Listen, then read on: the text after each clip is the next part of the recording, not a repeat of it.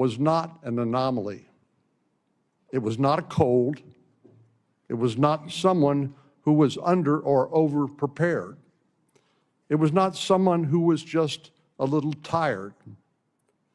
It was the natural result of an 81-year-old man whose capabilities had been diminishing for years. Biden, his family, and his team let their self-interest and their fear of another Trump term justify an attempt to put an at times addled old man in the Oval Office for 4 more years. So make no mistake about it, this was a constitutional crisis, bigger than President Biden, bigger than any single election, and one that cannot be absolved by the collective apology of the press and an election where the president's party lost. Current events, such as we are experiencing today in the Middle East, are a prime example of why we need a president with his full cognitive abilities, making important decisions involving war and peace. We should know, but we don't yet know, precisely what should happen when a president is unable to perform his or her constitutional duties. And that's the purpose of today's hearing. There are many unanswered questions from this scandal, questions that the authors of Original Sin failed to address in their book, questions that are foundational to the proper functioning of our government. We will address those here and shine a light on exactly what went on in the White House during the Biden presidency. We simply cannot ignore what transpired because President Biden is no longer in office. With a compromised president, our government's very legitimacy and capacity to function was undermined. The American people paid a price, from President Biden's handling of the border crisis to the disastrous events we saw unfold in Afghanistan. It's absolutely imperative that Congress grapple with these difficult questions, no matter how much our Democratic colleagues would like to simply sweep it under the rug. We need to know who was in charge during the last months of the Biden administration. Was it his wife, his chief of staff, nameless others? None of these people were elected by the American people, nor were they authorized by the Constitution and laws of the United States to carry out the duties of the President of the United States. The 25th Amendment provides a roadmap for succession in instances of presidential incapacity. Section 4 gives the Vice President and a majority of the President's cabinet the authority to challenge the President's ability to carry out the functions of his office, subject to a vote in Congress.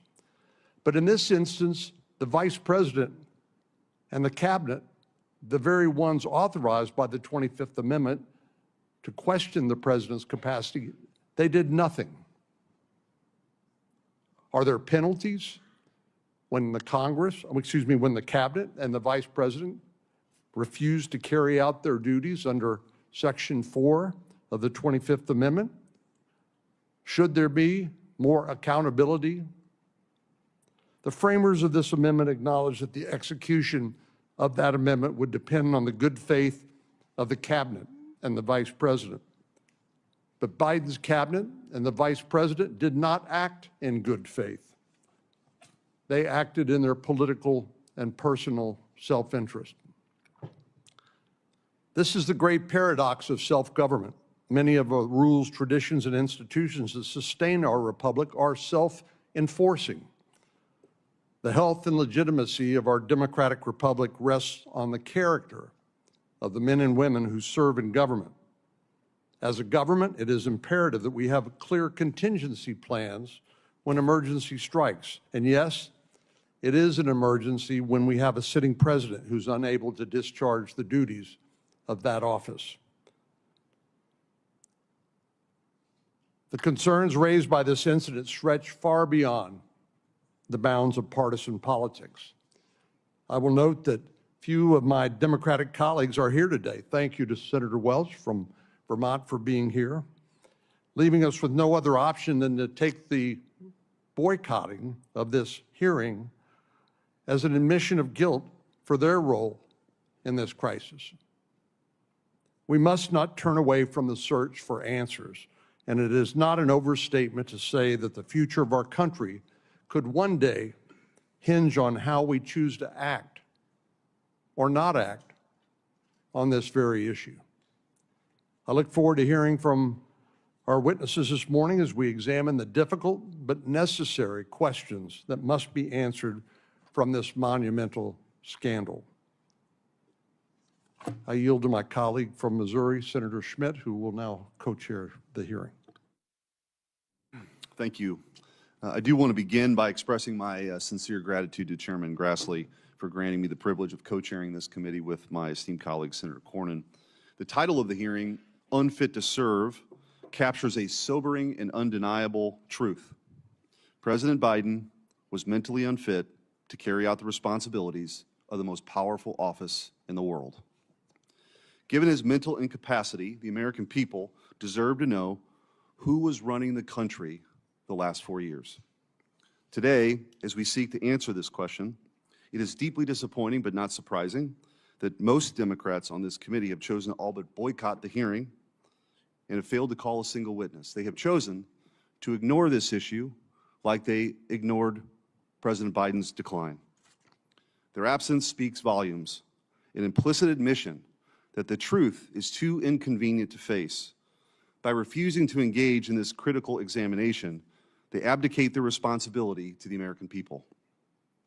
This de facto boycott is not just a refusal to participate, it's a refusal to serve the American people who deserve answers about who is truly leading their government. President Biden's decline did not suddenly begin in June of 2024. It was a persistent and obvious truth that was evident for years to anyone who was willing to see it. This reality did not require special insider knowledge or investigative reporting to uncover. We didn't need Jake Tapper and Alex Thompson to tell us what millions of Americans could freely observe with their own eyes.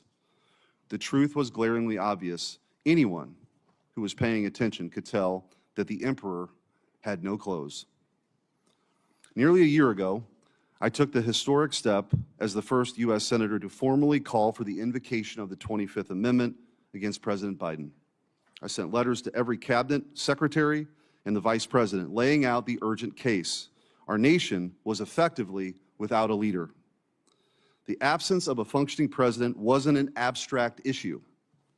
It inflicted severe consequences on our nation, consequences that touched every aspect of American life. On border policy, our nation's borders were handed over to the radical left-wing element of the administration, throwing open our borders to 15 million illegal aliens, an unprecedented immigration crisis that pulled our nation into chaos. On foreign policy, haphazard and reckless decisions placed our warfighters in jeopardy, escalated conflicts around the globe, and led to a catastrophic humiliation on the world stage that claimed the lives of 13 American soldiers, including one Missourian, during the disastrous withdrawal from Kabul. On the economy, rampant inflation drove up the cost of life's essentials, making them unaffordable to countless hardworking families. In the realm of culture, the regime censored free speech, closed down churches, targeted traditional Catholics and parents at school board meetings, and let an unelected class of left-wing radicals degrade, attack, and lie about our history and our heritage. A poisonous anti-Western, anti-American ideology that had once been confined to elite university classrooms suddenly became the official White House policy. All of this was done not in isolation. It was sustained, defended, and covered for by an alliance of elite institutions, from the media to the so-called expert class to big tech to the federal bureaucracy itself. When we speak of collusion among elites, or the so-called deep state, we're accused of being conspiracy theorists. But this was no theory. It was plain and overt, out in the open for everyone to see. For 4 years, we had a president who could barely string together coherent sentences after 6 p.m. Yet, this glaring fact went unreported, undiscussed, and unaddressed. Why? Because the Democrat Party, corporate media, federal bureaucracy, and big tech companies collaborated to conceal the truth from the American people, not out of ignorance, but because it advanced their own interests. In the absence of a functioning president, chaos took hold. An empty vessel occupying the Oval Office becomes a puppet for those surrounding him. Many elected officials, including some in this chamber, have used auto pens, a mechanical device that replicates a signature. There's nothing inherently wrong with that, so long as we are the ones actually making the decisions. But under President Biden, the auto pen became a troubling symbol, a symbol of an absentee president and an executive branch directed by nameless, faceless aides that no one outside of Washington, D.C. had ever heard of and no one ever voted for. It was the auto pen presidency, a government run by committee rather than a leader chosen by the American people. By contrast, love him or hate him, we all know President Trump is in command of his presidency, and he is the one calling the shots. It is plain as day that President Trump is actively making the decisions, whether announced via Truth Social or signature. Under President Biden, that transparency and certainty evaporated. We cannot confidently say that the decisions bearing his signature were the will of the president or his Politburo. That goes doubly for his social media posts, including his decision to drop out of the 2024 presidential election. We did not know if it was his decision or posted on his behalf after a palace coup because President Biden was mentally unfit to serve. The corporate media played an indispensable role in this cover-up, systematically suppressing discussion of President Biden's condition. As we will demonstrate in the video evidence presented today, dissenting voices were silenced, and the truth was buried. It was not a passive oversight. It was deliberate. It was a deliberate campaign to shield a narrative that protected the interests of the most powerful. Even members of this very committee, some of whom served alongside then Senator Biden when he chaired this very committee, defended his mental acuity for years.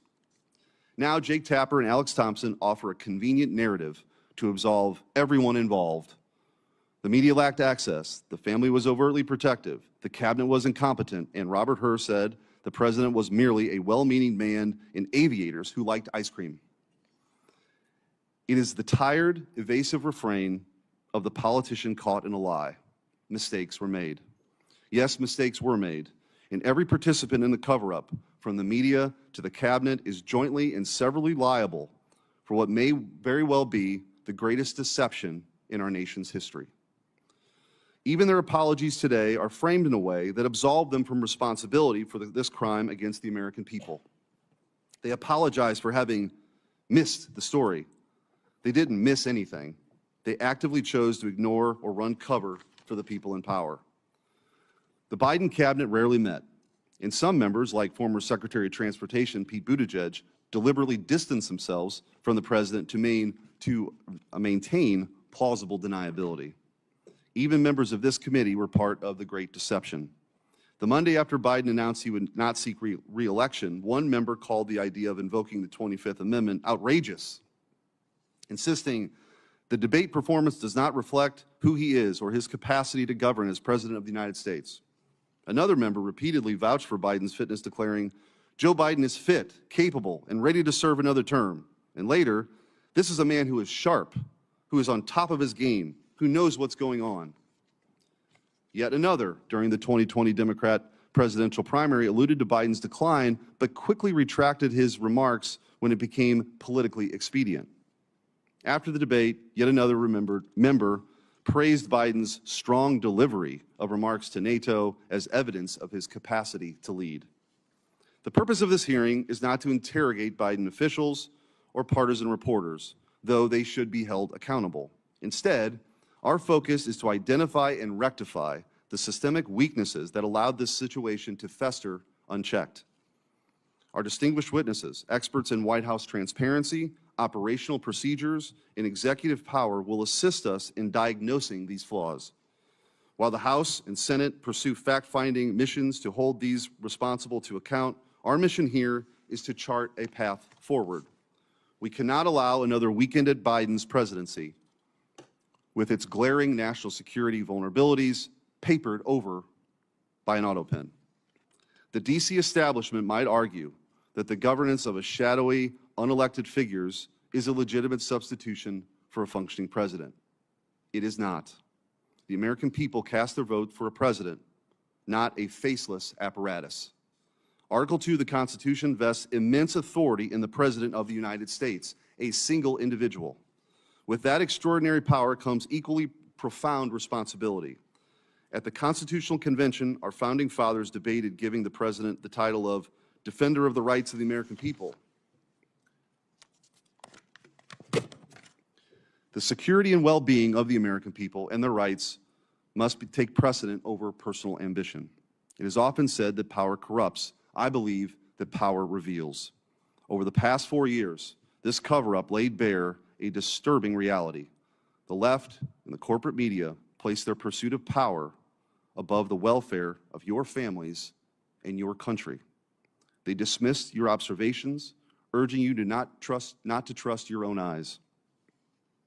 We have a solemn duty to call this what it is, an abdication of constitutional duty. As was stated in Federalist 51, ambition must check ambition. If a president is mentally unfit to serve, we need a dependable mechanism to, at the very least, ensure that the truth reaches the American people. I look forward to the insights this hearing will yield and from our expert witnesses in the discussion that will follow. The public is counting on us to ensure this never happens again, because we won't always be fortunate enough to have a leader like President Trump who is so unmistakably in command. Senator Welch. Thank you very much. Senator Cornyn indicated the view of the hearing is that there was a constitutional crisis as a result of the cover-up of President Biden's decline. I believe there is a constitutional crisis. It's the collapse of Congress asserting its Article I authority to make decisions about the well-being of the American people.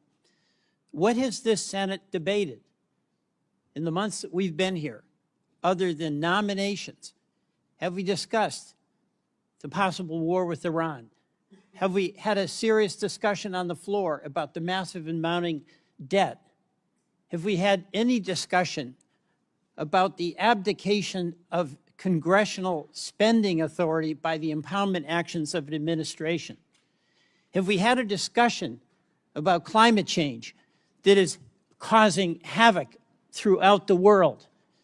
What we've done is gone to the floor and haven't debated. We've gone to the floor and voted on nominations. There's another issue of great concern to me, because I have enormous respect for my colleagues. Each and every one of us who was elected, it's the highest honor of our life.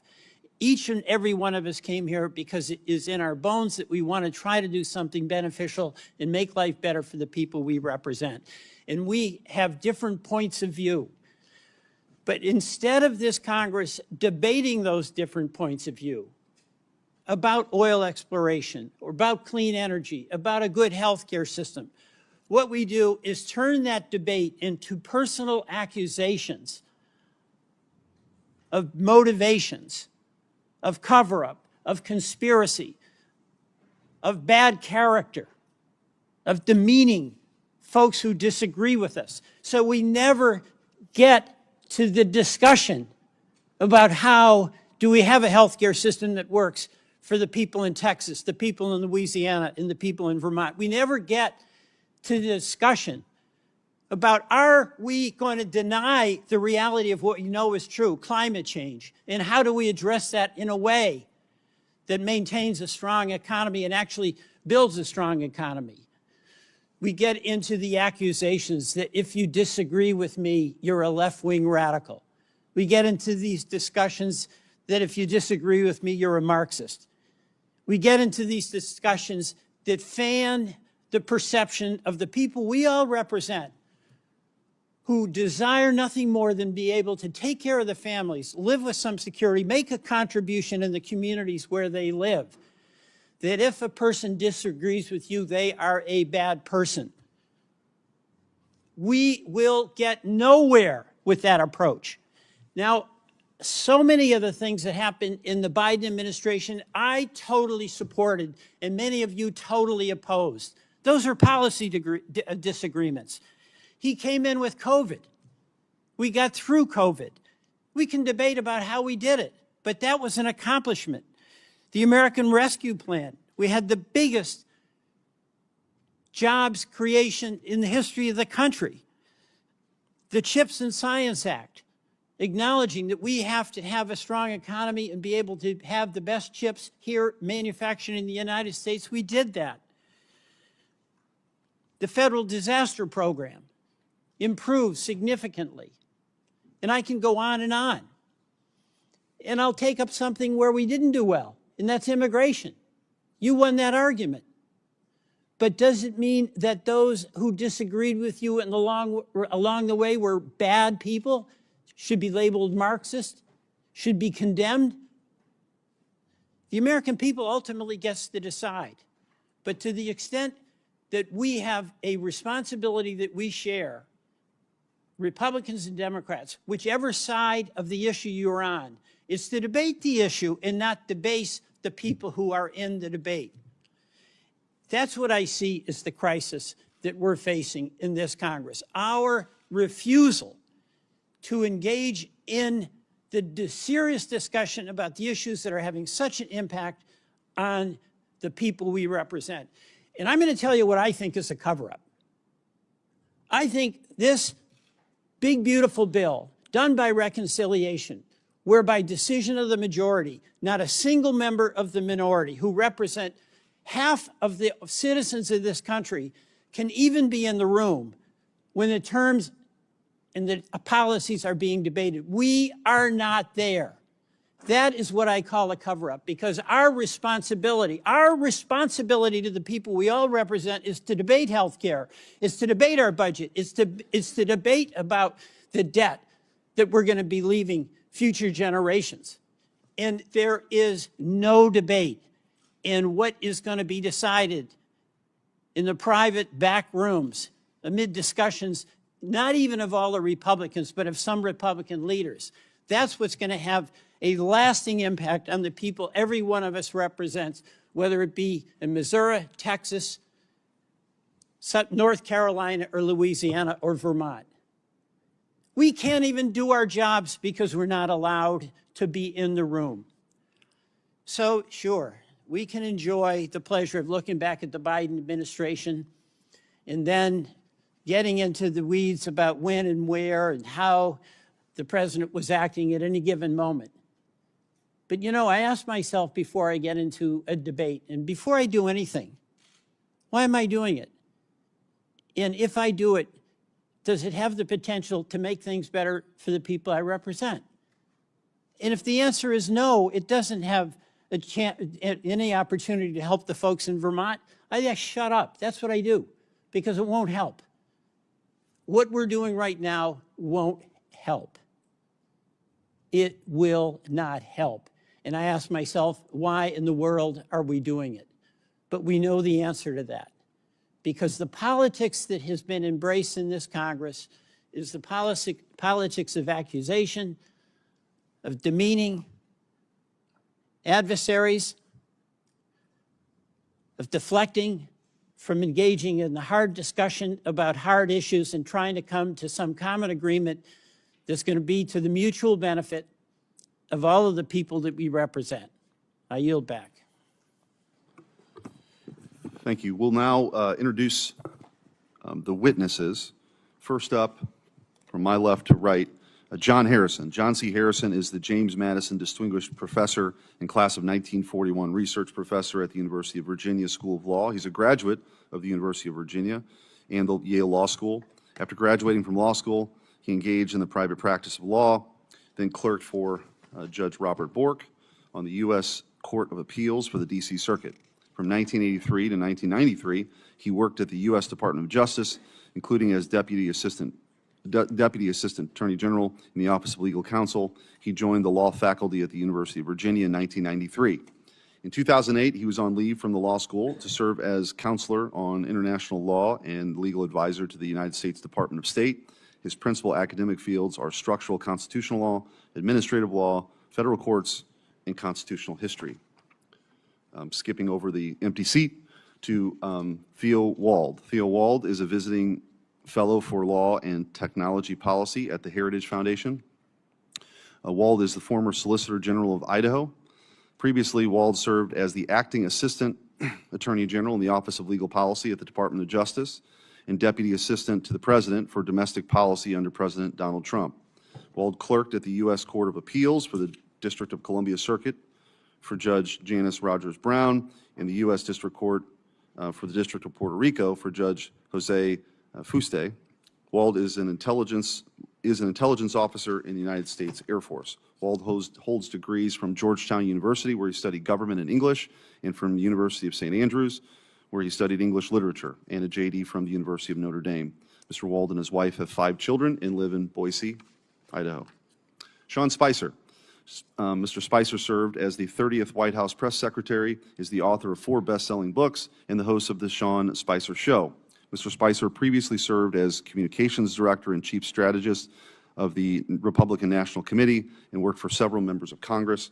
He currently serves on the board of visitors of the U.S. Naval Academy, holds master's degrees from the U.S. Navy War College, and is in his 26th year of service in the U.S. Navy. Mr. Spicer is a native of Rhode Island and resides in Virginia. It is the tradition of this committee that all witnesses will be sworn in. If you'd please rise, I'll swear you in now. Raise your right hand. Do you swear that the testimony you're about to give before this committee will be the truth, the whole truth, and nothing but the truth, so help you God? Thank you. And now we'll start with you, Mr. Harrison, with your opening statement.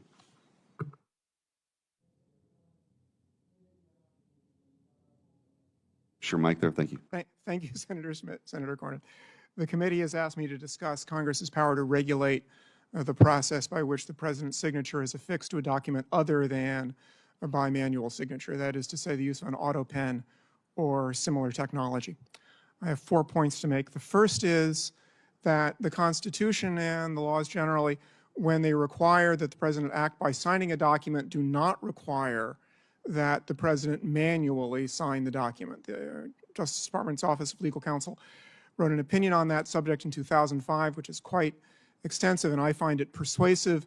The concept of signature is signing a document is more general than, like a lot of concepts, more general than its central application. The central application is manual signature, but that's not the only way by which someone can sign a document. Someone can also sign a document by indicating that the person signing the document has decided that that person's signature should be affixed to the document by some process other than manual signature.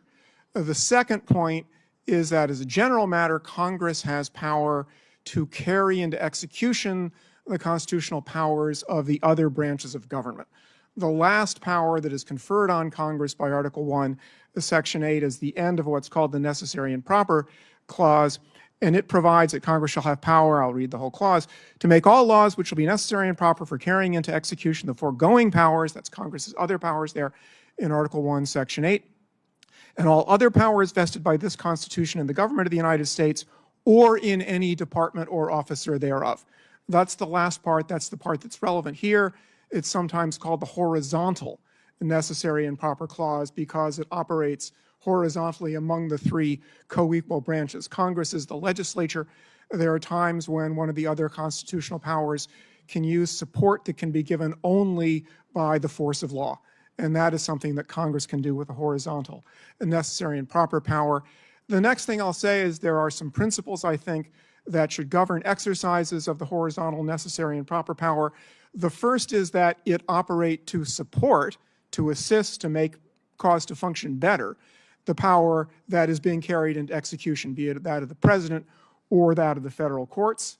The second is that in supporting the other powers, Congress not seek to exercise powers that are vested elsewhere, like the power to decide cases, like the president's power of pardon.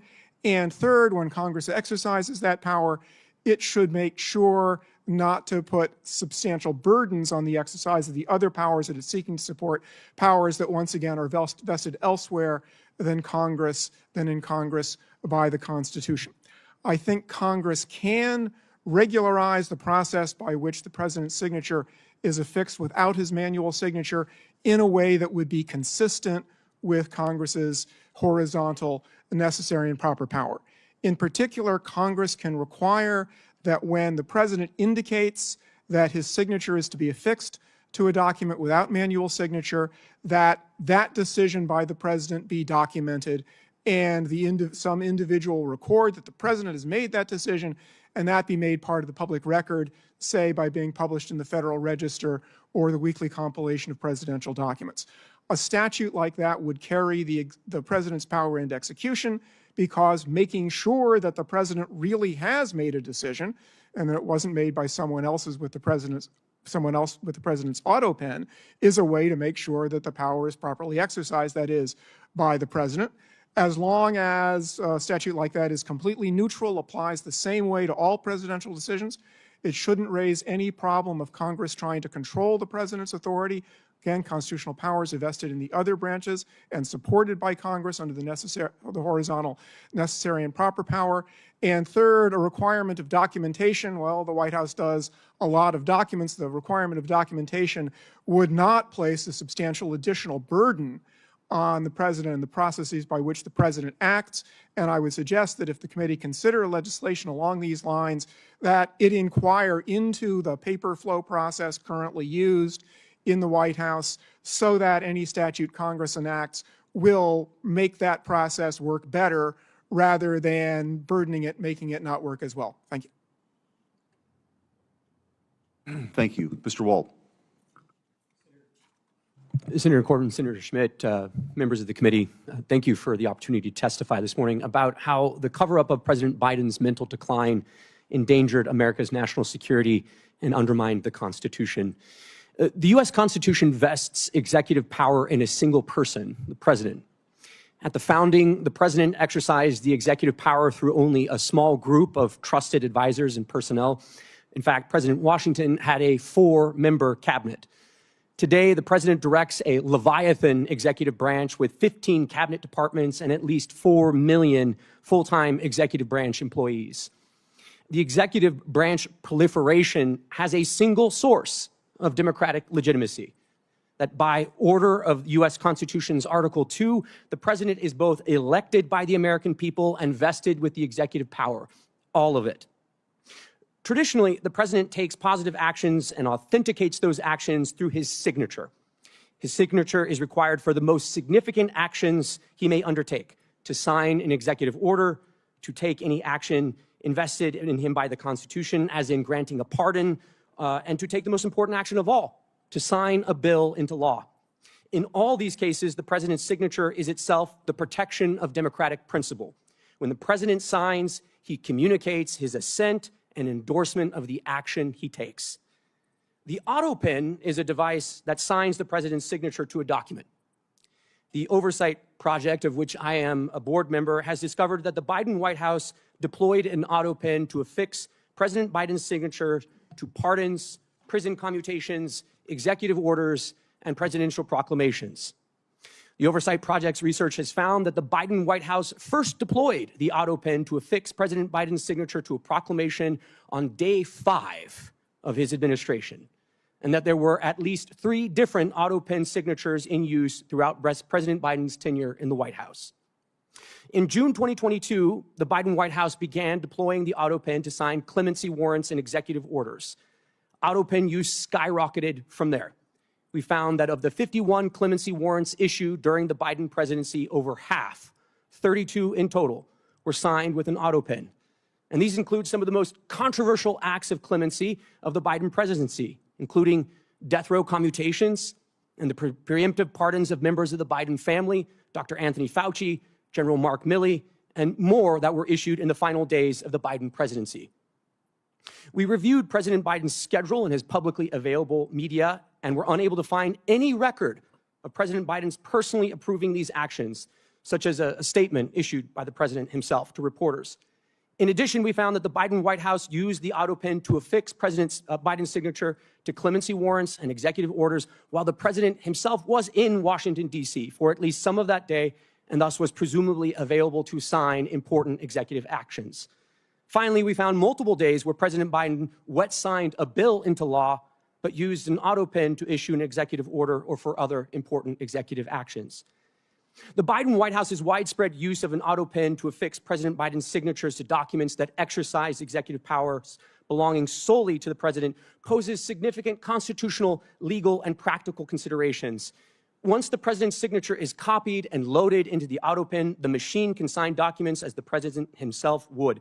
To be blunt, by using the auto pen, anyone can sign documents as the president himself. Now, to be clear, I'm not here today to suggest that the auto pen is bad. It's just technology. I'm here today because of questions concerning President Biden's capacity and whether the auto pen was used to usurp presidential power or to conceal the president's decline. As the sitting president's mental acuity declined, potentially to the point of incapacitation, his administration's expansion of the powers of the presidency raises more questions than answers.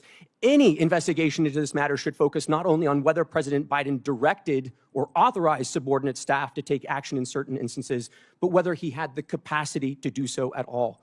The 25th Amendment lays out clear procedures for what to do when the president is incapacitated. It was carefully drafted and informed by our nation's history. The Biden administration ignored it all to aggrandize executive power and push the country further in their preferred ideological direction. It is our obligation at this point to get to the bottom of these issues and to ask the important question as to whether or not the auto pen and other devices were used to cover and obscure President Biden's mental decline, undermining our national security and also the Constitution. Thank you for the opportunity to testify this morning. Right on time, pretty impressive. Thank you. Mr. Spicer. Chairman Schmidt and Cornyn, members of the committee, thank you for having me. I was asked to share my experience as a senior White House staffer with respect to the interactions that I and other senior staff had with President Trump during his first term. During my tenure as press secretary, I interacted with the president multiple times every day. Most days I would talk to him by phone or in person early in the morning and then multiple times throughout the day, including weekends. For the most senior positions in the White House, those designated by the rank of assistant to the president, which includes the White House chief of staff, the White House counsel, and the press secretary, it is critical to have regular interaction with the president. The position of press secretary especially demands this type of consistent and intentional communication. I or any other press secretary, regardless of administration, could not do the job effectively without regular communication with the president. It was my responsibility to have the most up-to-date understanding of President Trump's position on policy, personnel, and everything in between.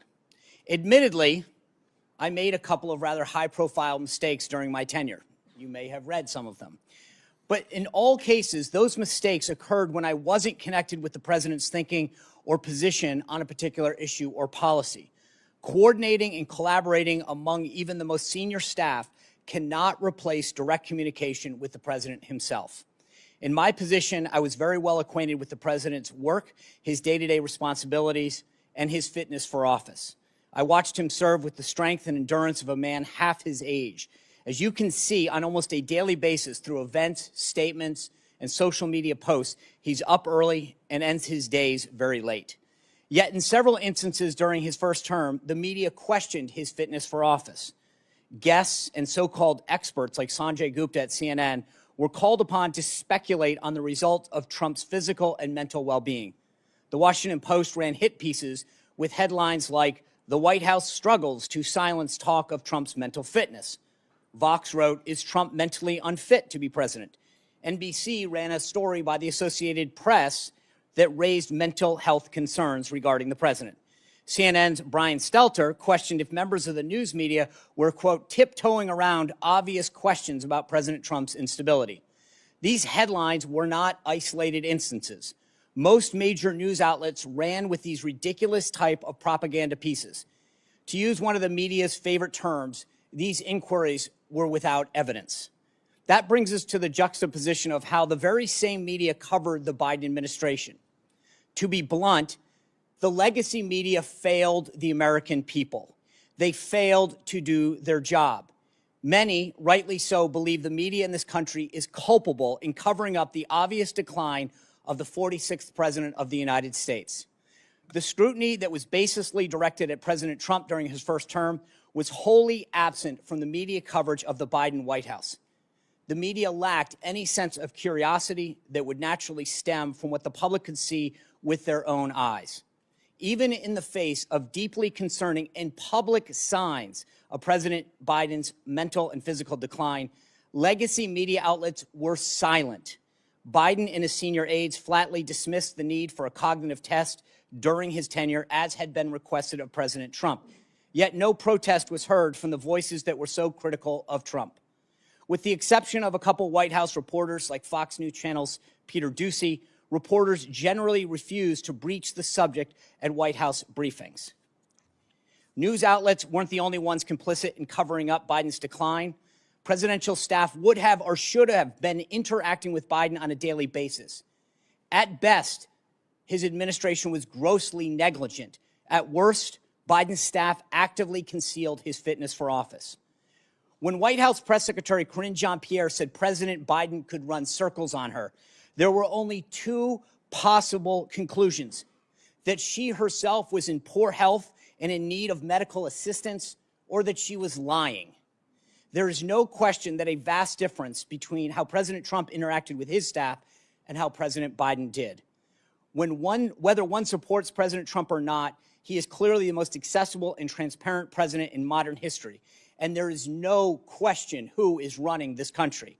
The same cannot be said of President Biden. It is the president who is elected by the American people. The role of staff is to execute his agenda and policies. I thank the committee for holding this hearing so that going forward, the American people can have the confidence in who is running the country and making critical decisions. The American people deserve no less. Thank you for those opening statements. The minority did not call any witnesses for today's hearing. They have chosen to ignore the hearing as they chose to ignore President Biden's mental decline, but we do have a short video of some previous statements from Biden administration officials and Democrat Party officials telling us not to believe our lying eyes. We can play the video.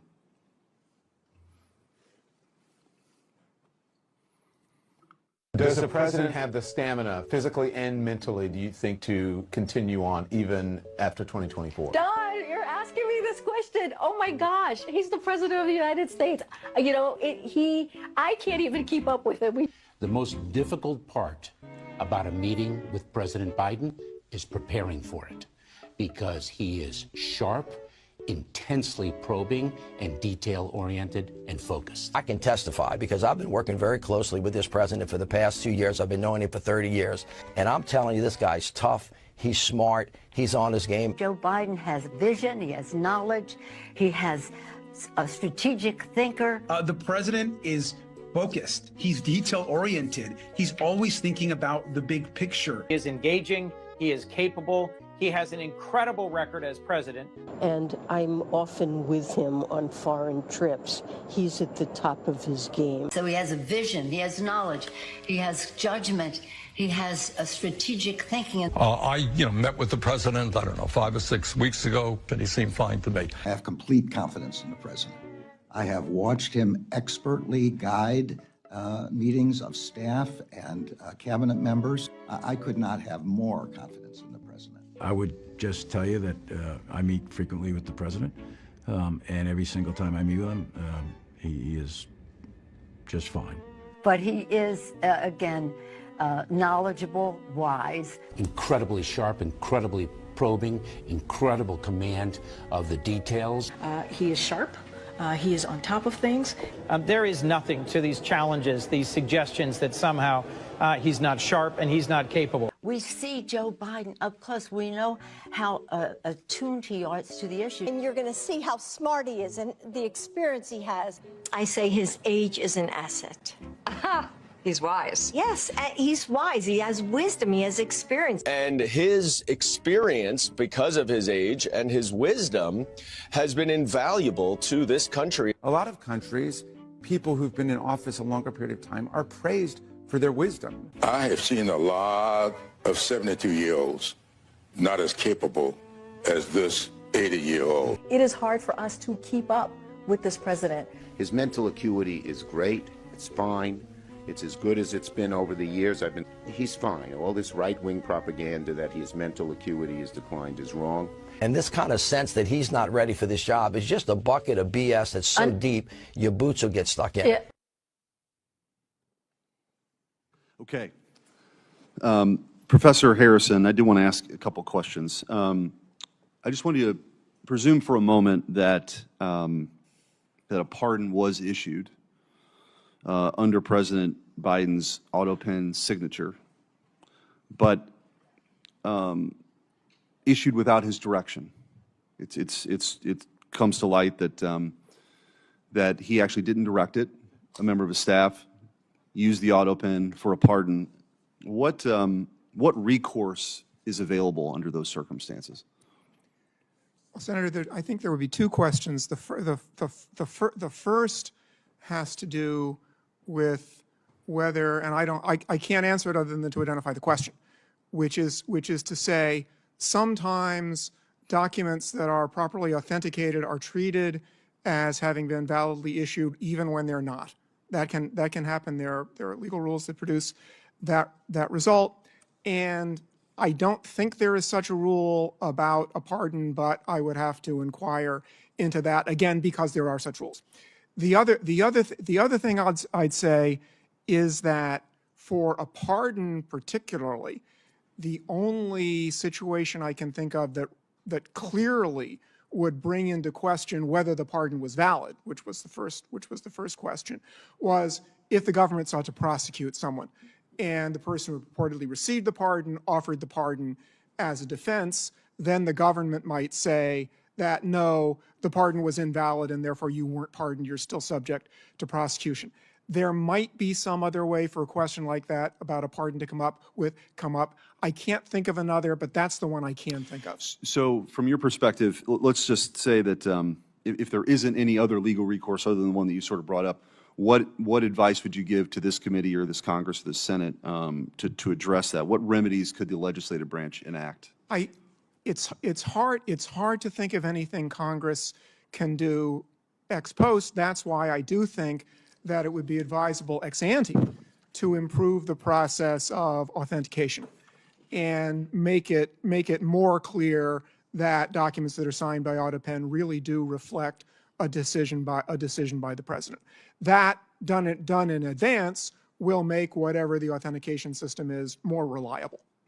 Mr. Wald, given sort of the role that you played in trying to provide more transparency of what happened during the 4 years under Joe Biden, who was running the country under Joe Biden? Let's just take the last 2 years. It's a great question, Senator, and at some level, I'm not the right witness for this hearing. I mean, there should be members of the media here, maybe some of your Senate colleagues who had known the president over the years and obviously had close proximity during the time of his administration, and obviously his staff. I think, sort of align with your previous question, there is a real consideration here on authentication. And in my time in the first Trump White House, there was an exhaustive process to determine how paper flowed into the Oval and when the president had given his assent to a certain action. That was through, in fact, 2 different policy channels, the staff secretary, and then there was also an office, essentially of policy management, guiding the flow of documentation. If the Biden administration staffers and personnel wanted to put this to bed, they could very easily dispel all of this by saying, here are the documents that show the president assented to these actions. The Trump administration would have that. Previous administrations would have that. And if that's not there, then there is cause to improve the way that executive branch employees authenticate actions undertaken by the president. Yeah, I mean, the president actually performing the functions of president is kind of an important thing in our constitutional order. You had, kings used to affix their seal to show that this was an official declaration from the sovereign. In this country, the sovereign are the people. They delegate, the authority to their elected representatives. And as you mentioned in your opening statement, there's only one person elected by everybody. So that signature, this is not just a small point, that signature issuing a pardon for someone who'd been convicted of a crime, or in the case of Joe Biden, these preemptive pardons, which are sort of unprecedented, is a big deal. And I think that's part of the reason why we're here today. Mr. Spicer, I wanted to ask you, you alluded to this, but the media is so desperate to make sure President Trump never got back into office. Of course, you saw the lawfare that took place, but then, of course, this narrative that Joe Biden was fine, don't believe your lying eyes, until that they couldn't deny it anymore based on the debate. Could you just kind of compare that to your experience when you were, press secretary for President Trump, to sort of the inquiries that were made daily about his mental acuity versus the inability to do that during the 4 years under Joe Biden? Well, Senator, in many cases, there was no inquiry. They would just run with a story, having guests on that would question his physical or mental acuity, speculate on it, bring guests on that would speculate it. We would often then push back on those kind of stories. That's in vast contrast to the lack of any kind of curiosity that existed throughout the 4 years of President Biden. And I think the difference was they would seize on the simplest thing with President Trump, whereas in President Biden's case, there was multiple issues of physical, mental confusion, him going in the wrong direction, him falling down, him misunderstanding an event or not being able to finish the sentence. That was never the case with President Trump. They were almost manufacturing instances in his case without actually trying to get to the bottom of a story or inquire within the press office to get our response. They would go with the story, then we'd push back. With Biden, my understanding from the conversations that I would have with the media is they would never ask. They just literally were basically afraid to go there. Senator Cornyn. Professor Harrison, it strikes me when talking about the auto pen, there are really two issues. One is the mechanical use of an auto pen in lieu of an actual signature by the president. But it seems to me that we're confronted with more important or more fundamental issues is, did the president know that the auto pen was being used for that purpose? And so one would be if somebody stole the auto pen and was signing pardons on behalf of the president, but what we're confronted with here is really the capacity of the President of the United States to understand what he was supposed to be doing. And just thinking about other areas of the law where capacity is important, and whenever it comes to people writing a will, let's say, for example, disposing of their property to their children and grandchildren, occasionally there arises the issue of testamentary capacity by the person disposing of their property. And generally speaking, to have testamentary capacity, that person must understand they're signing a will, they comprehend the nature and the extent of their property, they recognize their relationships with potential beneficiaries, and understand how the will disposes of their assets. So why can't we have a similar inquiry into the executive capacity, let's say, of the President of the United States to actually know what he or she is doing? Senator, you're absolutely right that question, whether the president or somebody else who holds official power has the legal capacity to exercise it, is distinct from authentication of documents. Authentication of documents is important, but capacity is another question. With respect specifically to the president, I think the answer there is, and this may be out of the frying pan into the fire kind of answer. The answer there is Article 2 and then the 25th Amendment deal with the situation in which the president is unable to exercise his powers and duties.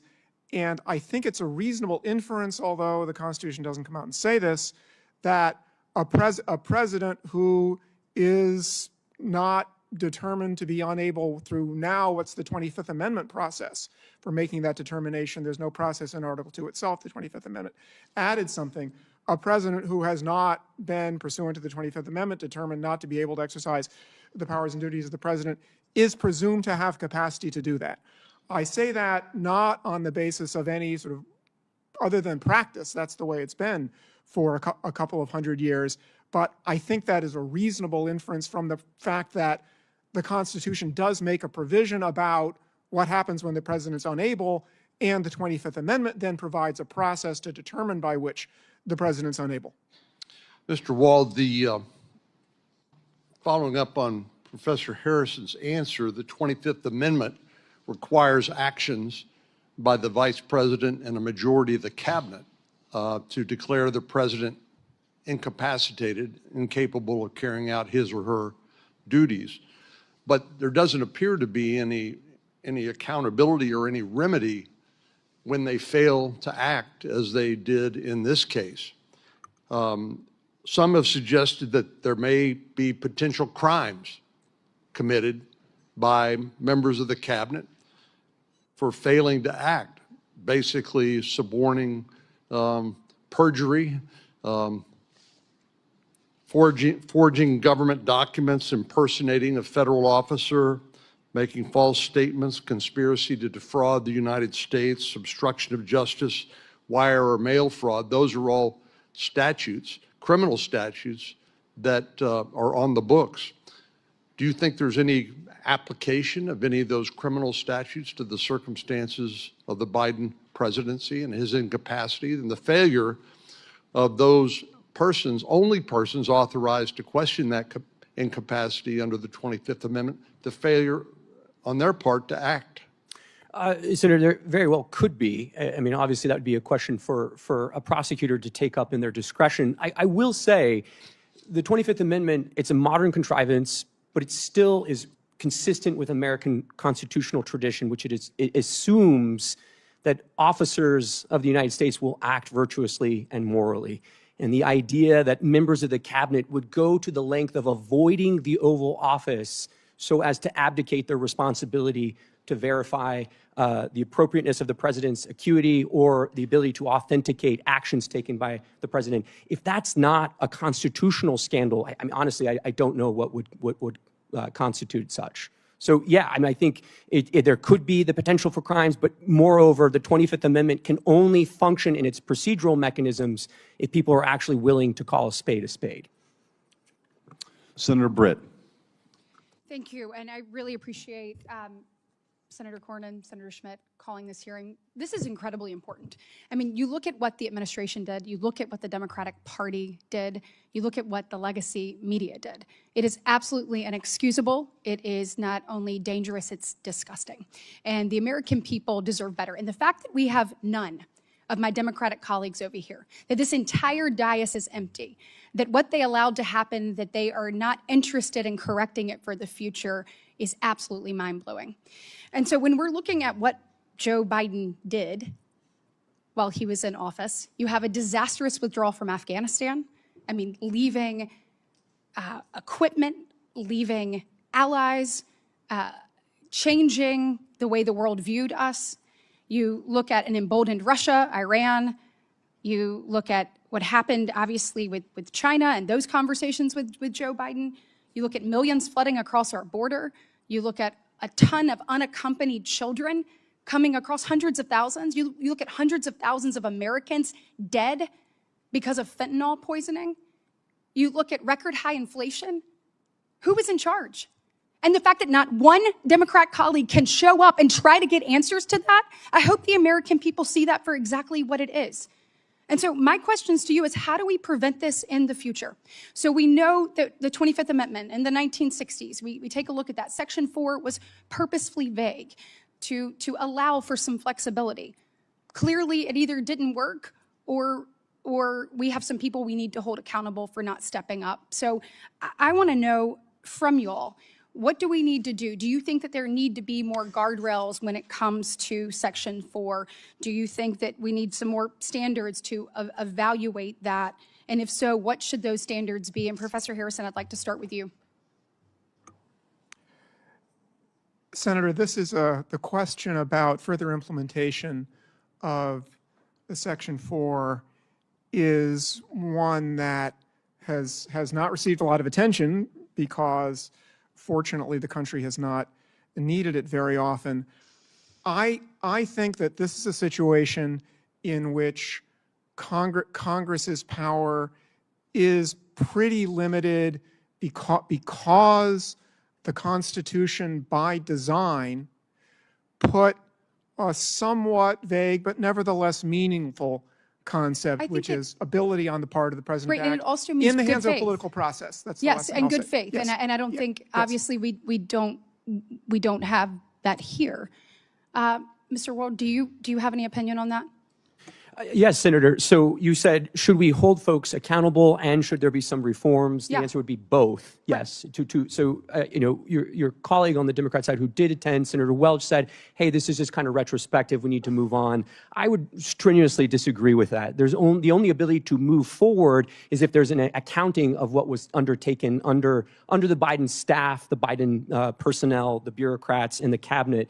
And one thing I'll just say is this very issue was debated by Republicans in 1988 in the Miller Commission report at the University of Virginia. Republicans had the open and honest, transparent discussion about the end of the Reagan presidency and whether or not there were other guardrails that needed to be imposed on the 25th Amendment. Some discussions were about the inclusion of a mental health professional on the White House medical team, whether the Surgeon General should oversee the inclusion of medical reporting as part of Section 4, Clause 4 of the 25th Amendment. All I'll say is all of those things have been set aside. There has been no legitimate discussion in the years since about how to make the 25th Amendment more robust and how it could actually operate in the instance that the president Right, and do we lacked need to capacity. more clearly define what unable means in the 25th Amendment? Oh, I think most certainly, and I think there should be. Look, the other issue, and a number of legal academics, former colleagues of Professor Harrison, have taken this up over the years. Professor Calabresi wrote about this 20 years ago, that there needs to be a more precise definition. And there are lots of issues related to succession. There clearly does, because even from all of us from the outside, we're saying there is a problem. And the fact that we could get no one on the inside to actually take a look at what they already knew to exist and then be able to hold them accountable, we have to have other guardrails moving forward. And that is absolute. So we need to be talking today about what those guardrails are. I have a question. I'm running out of time. It's two things. One, senior staff. So I have been a senior staff member. You take an oath when you get to come and work in this body. You want to make sure you're doing what's best for the United States of America, for the state you serve, all of the things. Is there any way to hold senior staff accountable for either helping to cover up and or moving people to the side? Because it is clear that there are people within this administration that saw that, and they should be sitting in front of us today answering the question of why they turned their back on America, because that's exactly what they did. And so whether it's secretaries, whether it's people in the administration, or whether it is senior staff, we deserve some accountability and we deserve some answers. And then my last question will be for Mr. Spicer, legacy media. How in the world do we hold them accountable? If all of us on the outside can see it and we are saying, get to the bottom of this, but yet they refuse, what mechanisms should we put in place to be able to hold them accountable for not actually following what is clearly in front of them? Senator, you're asking the right question. When it comes to accountability, it can't be overstated. When the Biden White House stripped 440 White House hard passes from independent journalists, they were attempting to control the narrative, to make sure that no one who wanted to hold them accountable was silenced. Part of what I think this administration has done so well is bringing in new voices, people from disparate backgrounds of all sorts, to ask the White House press secretary, to ask the senior staff, and to be able to hold them accountable. Part of it is allowing other voices in the media. We've seen what the legacy media did, but that's why I think the growth of independent media is so healthy for our democracy, and we need more of it, not less. Thank you. And then the senior staff question, please. Yeah, look, Senator, senior staff from the first Trump administration were brought in before committees and investigated for their participation in drafting the president's remarks on January 6th, for drafting a speech. So if there was an effort by senior staff, the Politburo, as they seem to like to have called themselves, if they were purposely distancing cabinet members, evading difficult Q&A with press, all as an attempt to conceal the president's mental acuity, yes, they should be held accountable. Thank you. Thank you. Senator Moody. Thank you, Senator Cornyn, Senator Schmidt. Appreciate you holding this important hearing. And certainly I appreciated my colleague, Senator Britt's remarks in listing out so many of the failures of the last administration as they played out. I think Americans, yes, sat horrified as they watched these events unfold, but at the core of those failures were bad policy decisions. And the truth is, people talk a lot about the end of the Biden administration and his debate performance. But those of us that were involved of the repercussion and the consequences of some really bad, irresponsible, reckless, I would say dangerous policies, and were involved from day one of the Biden administration, we started questioning immediately who was making these decisions because they were so disastrous for the security of this nation and the safety of our people.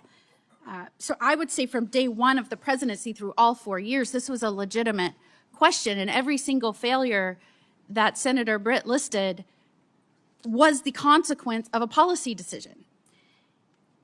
When I was the Florida Attorney General, one of the very first executive actions that came out undid both Republican and Democrat presidential precedents of saying, if someone is here in our country and they're here illegally and they are committing serious felonies, we are deporting them. And actual priorities were that those were the ones they went after first. And one of the very first actions that came out of that White House was they abandoned that both Democrats and Republican presidents had enforced and released to all law enforcement around the nation that they were no longer going to make that a priority. When sheriffs were calling and pleading with us to take these people from their jails and not make them release them back into the communities, we would try and communicate this, but indeed they were canceling detainers and releasing these people into the communities. They were taking people that were brought here from other countries, brought here only to prosecute because they were a danger to our nation and our people. And instead of deporting them after their prison sentences, they were pushing them into the United States. And I don't think it should be lost on anyone that just yesterday it came out. You know how many the Trump administration pushed into our interior in the last 4 months? Full month? 0. And I want you to compare that to a month of the Biden administration where hundreds of thousands of people, barely vetted, if vetted, were forced into our nation's interior. And you've seen these consequences play out. It's not just rape victims, murder victims, robbery victims. We've caught people here that's from foreign nations that are on the terrorist watch list that can cause some of our nation's biggest tragedies and devastation. That is the undermining of what a commander-in-chief is supposed to do in those policies. We saw it day one, and that's just one example. And it played out for 4 years. So I think one of the reasons that you see not one Democrat in this hearing room right now asking these questions is because how do you defend the indefensible? What are they going to say? I mean, there has never been a more reckless, negligent administration that I can remember in my lifetime. And as Attorney General, as the wife of a law enforcement officer, as a federal prosecutor, as a judge, I sat horrified that that was the person that was in charge of our safety, our commander-in-chief, in charge of our borders. And I know, Mr. Wold, you have talked about the danger in executive actions being pushed out when somebody's not in charge that understands how it's affecting the safety of this nation. I'm sure based on your prior experience and some of the things that you saw being pushed out, I often thought, this is a radical aide's dream. You have a commander-in-chief barely paying, probably not able to pay attention, and they're pushing out policies left and right. Tell me in your experience if you noticed anything where that could be the case coming out of that administration. Yeah, thank you, Senator. I mean, I think on the immigration score itself, so many of those sort of special powers exercised by President Biden on parole, on temporary protected status, they require the president to do those in his own name, correct? It's a case-by-case evaluation performed by the chief executive. And so I think in reviewing some of those, when I was sitting on the sidelines, the question I had was, what does the paper process look like for that? How did DHS work that up? How did it go through the staff secretary's office? And what was the president briefed on as far as the policy considerations tied to some of these decisions to bring in violent criminals from Haiti or Nicaragua into the interior of the United States? And did it concern you when you learned, and we are now uncovering, that cabinet officials were kept from meeting with the president for months at a time?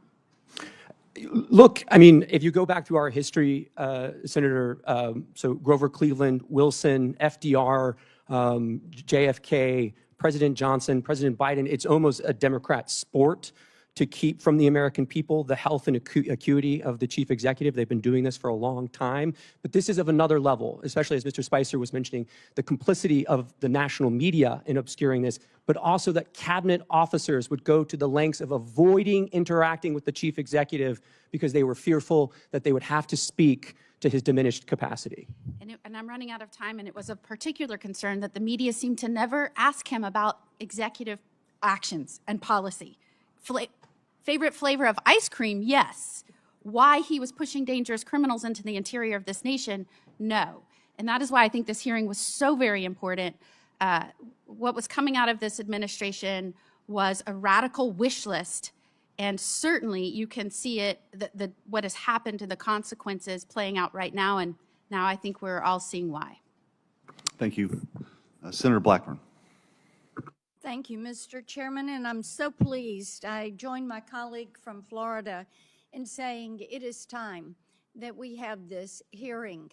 All across Tennessee, I hear from people every single week that say, what was really going on in the White House, and why would no one say anything when, with your very own eyes, you could look at any of the footage and see what was transpiring with President Biden. And I think the fact that many of his own cabinet members knew that he was not fit to serve and that there was a cabal behind the curtain who was making all the decisions.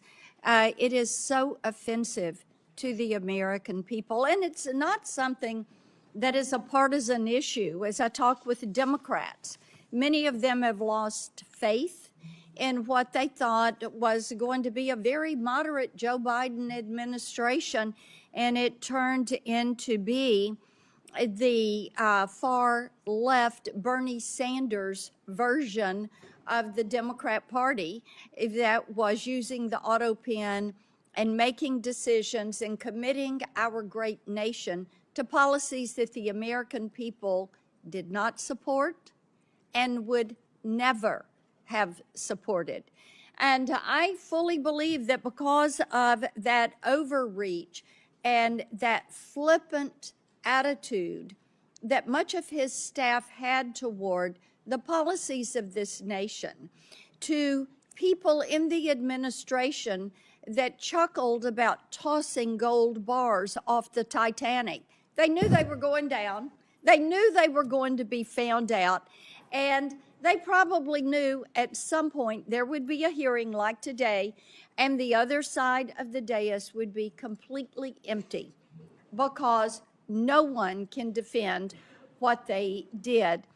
Mr. Wold, I want to come to you for a moment and talk about something that was really a disturbing revelation from the Tapper Thompson book. And you know, this is part of the thing.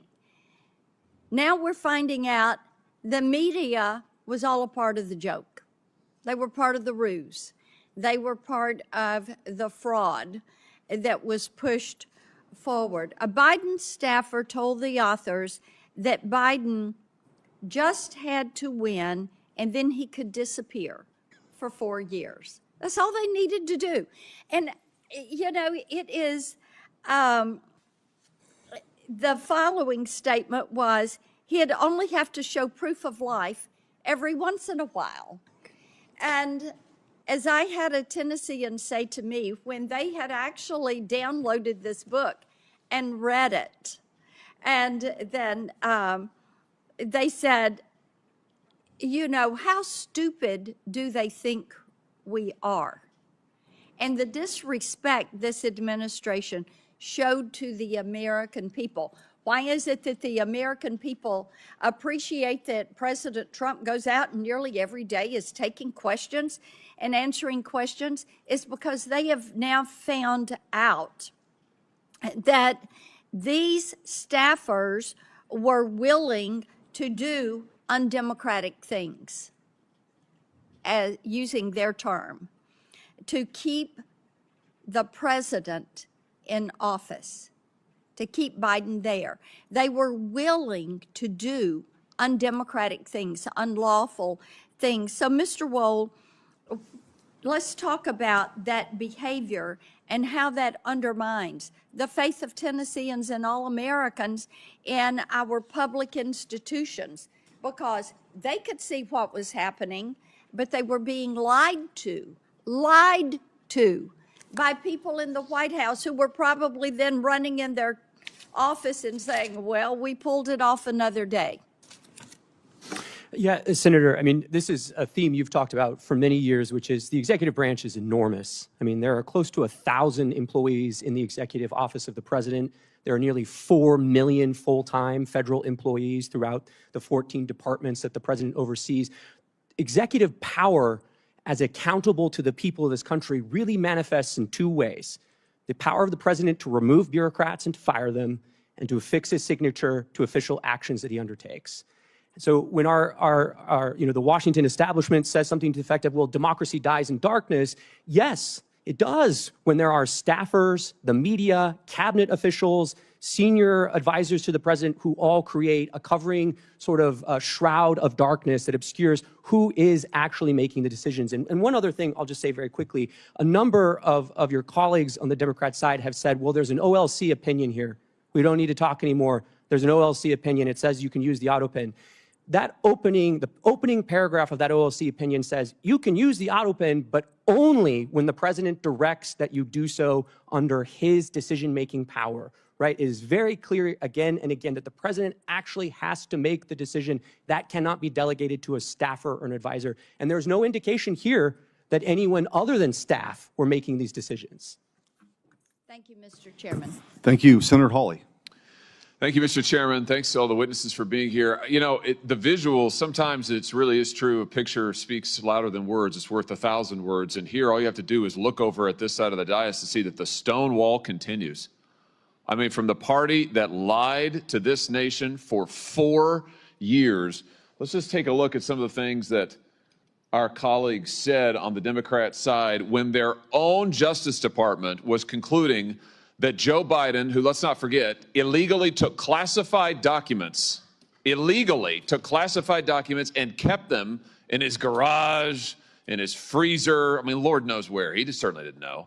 Their own Justice Department interviewed the guy and concluded he could not form the requisite mental state to stand trial.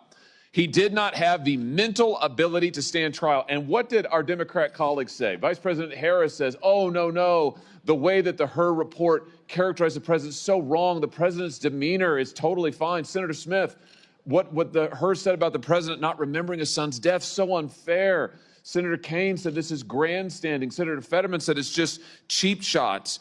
You had other senators saying, Senator Ossoff in February of 2024, saying, and I quote, I found the president to be sharp, focused, impressive, formidable, and effective.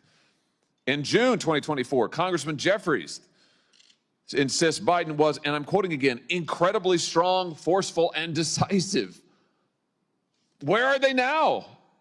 They don't want to answer for any of those quotes now. They lied to us for 4 years, and we know they lied. They know they lied. It's why they're not here. They don't want to answer a single question. They can't bear to show their faces in public. And you know what? It's right that they can't do that, because the bill of goods they sold this country, they walked this country right into one of the greatest constitutional crises of our history, And now they are afraid to even show up to admit it. These are people, and this is a party that cannot be trusted with power, that cannot be trusted to tell the truth, the most basic truth. They all changed their tunes after Joe Biden debated President Trump, and the whole world could see he couldn't even form a sentence, that running this guy for president again is a form of elder abuse. My, how they changed their tunes after that. Now they can't even show up in public to talk about it. This is embarrassing. But worse than that, it's dangerous. It is dangerous for this country. Mr. Wold, I want to pick up on something you just said a second ago about the OLC and their opinion as to when an auto pen can be used. Just be clear about this. Auto pen means not signed by the person. Auto pen is basically push of a button and it gets signed. OLC says only when the president specifically directs it, and it is under his direct authority. Do I basically have that right? That's correct, Senator. So, based on the facts we know, did that happen in this case with all of the pardons and clemencies and other giveaways that Joe Biden signed? Assuming that the Biden White House complied with sort of traditional practice of presidential administrations and that there was record keeping either from the staff secretary or others, there should be records to indicate either through covering memorandum or briefing books where the president would have signed his signature authorizing this decision. None of that has come forward. That would be very easy to dispel some of these concerns. And I think what we're seeing here is really the auto pen is best understood as sort of a tool of executive convenience. Hold on a second. You just said something very important. I want to emphasize that. So what you're saying is that there should be, for every time that Biden authorized the auto pen, there should be a record of that. And he should have had to have registered his personal consent to using the auto pen. Is that basically correct? I think to put it another way, I would say in the policy paper flow to the Oval Office, there should be a record of what documents are presented to the president when he gave his assent to the actions that are listed in those documents, whether it's a judicial nomination or it's a statutory response to Congress. Well, I think the answer is we need to get those documents. And I just say to our friends in the media over here, you guys need to be asking for those documents, and we need to be asking for them, Mr. Chairman. We need to see those documents. And the president, the former president now, can certainly choose to release them. I'm sure they're part of his personal papers, right, Mr. Wold? And that's correct. And the first place to start would be the staff secretary's office under President Biden. Oh, so here's the trail. If you want to know, if you want an answer to the question, did Joe Biden actually assent to the use of the auto pen and you think of all the people he pardoned, he granted clemency to, murderers, drug dealers, child rapists. Let's find out, did he actually authorize it? There should be a record of it, is what we've learned today. Thank you for that testimony, Mr. Wold. There should be a record of it. So this is a binary question. It's not, oh, we don't know, gee, it's hard to say. No, actually, we can find out. So right now, today, I call on President Biden, former President Biden and his staff, release the documents. You have them, you know you have them, release them. If what you did is legal, and if you're really not embarrassed about it, and you think it was totally constitutional, release the paper flow. Show us the documents where the president authorized the use of the pen for every single pardon and clemency and stay application. Let's see it. Let's see all of it. And if you won't do it, we should subpoena those documents, and we should find out the truth of who was really running the White House, because I think we can see it was not Joe Biden. Thank you all for being here today. Mr. Wold, thanks for your testimony. Senator Kennedy. Thank you, Mr. Chairman. Gentlemen, I want to try to separate policy and politics for a second. I know it's hard to do around this place, but I thought Senator Cornyn made a very good point in his opening remarks. I think Senator Schmitt made the same point that the policy here is very important. And I want to ask you your opinion on the policy. Professor, tell me briefly, I know you came to talk about auto pens, but tell me briefly about the 25th Amendment.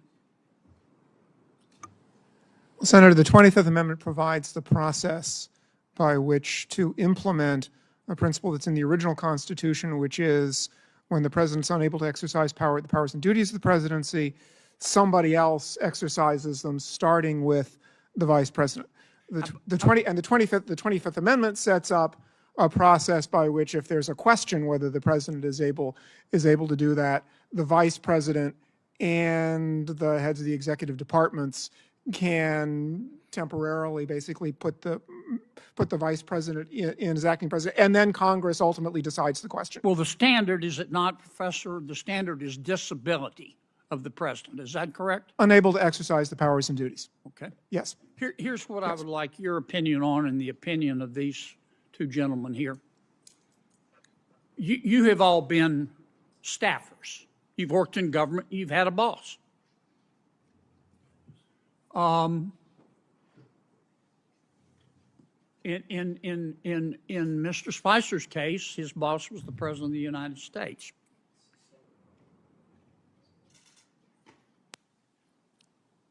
Let's suppose the President, you were using your experience as a staffer. You were working for the President, any President, hypothetically a President. And let's Let's suppose the president started talking like he was from outer space.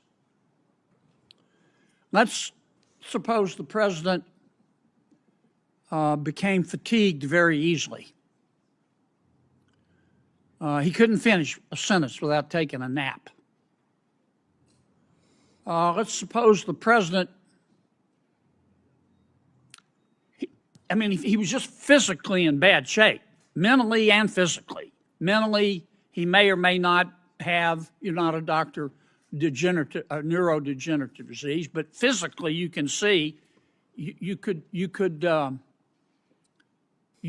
bake a Thanksgiving turkey in the time it takes him to walk across the stage. What is, do you think, as a member of his staff, what do you think is your moral obligation to say, wait a minute, the president can't do the job anymore? I know you're loyal folks. You believe in your president, this president, whichever president. I'm speaking hypothetically.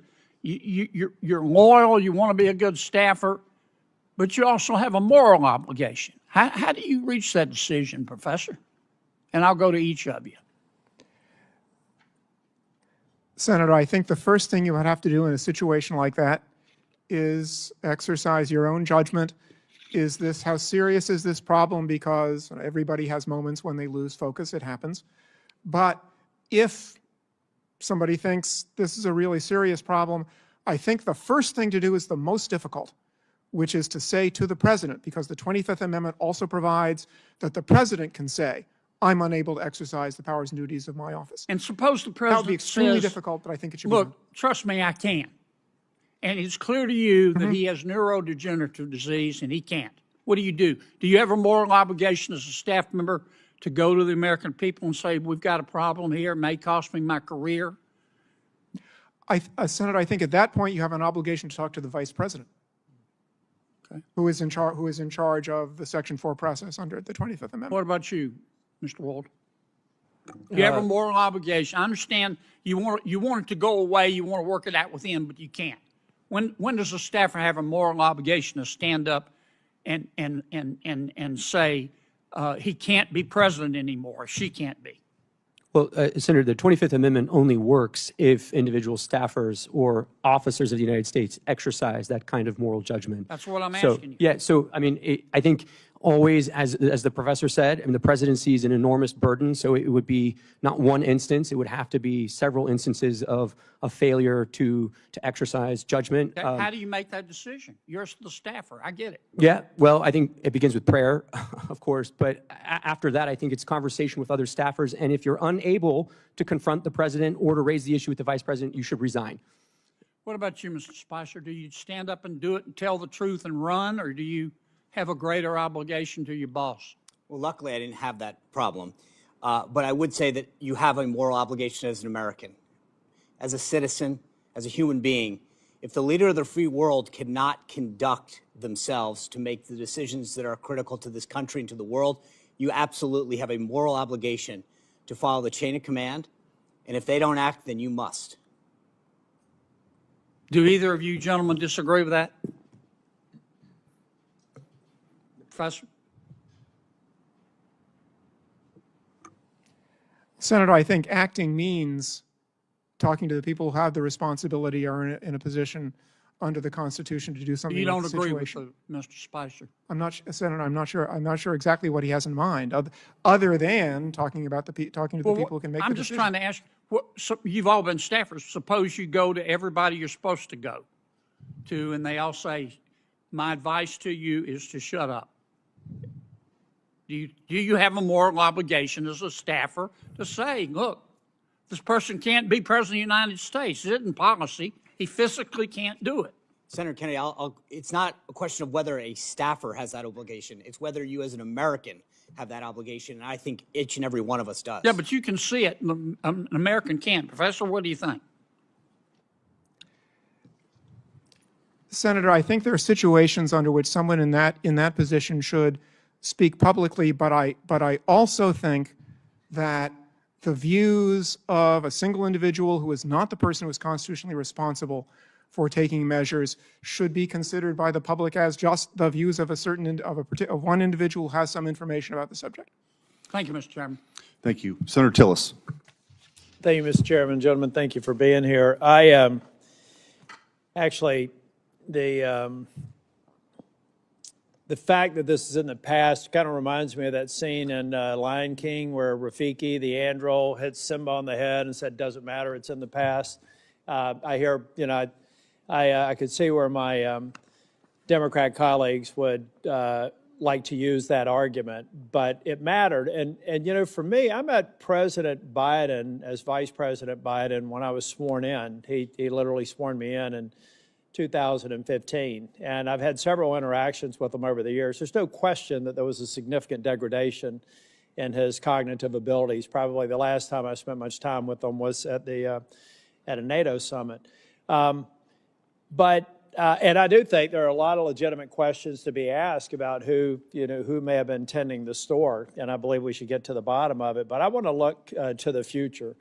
And back when this discussion was going on, I was suggesting the 25th Amendment. We know what the 25th Amendment does. Professor, I'm kind of curious about why, and with due respect to my colleague from Louisiana, this is a hell of a burden to place on a staff. Mr.